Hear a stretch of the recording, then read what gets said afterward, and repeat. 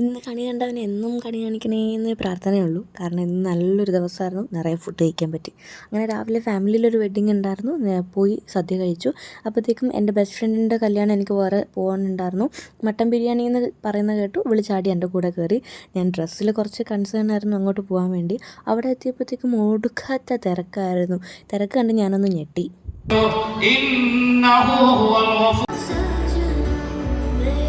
നിക്കാഹ് ഉറപ്പിക്കലും പെണ്ണിൻ്റെ എൻട്രിയും കഴിഞ്ഞ് നേരെ ഞങ്ങൾ പോയത് ഫുഡ് കഴിക്കാൻ വേണ്ടിയിട്ടായിരുന്നു. അവിടെ ഒടുക്കാത്ത തിരക്കായിരുന്നു. കഷ്ടപ്പെട്ട് ഉന്തി മറിച്ച് നമ്മൾ നേരെ സീറ്റിലോട്ട് വന്നിരുന്നു. നമ്മളെ മുന്നിൽ പ്ലേറ്റ് വന്നു.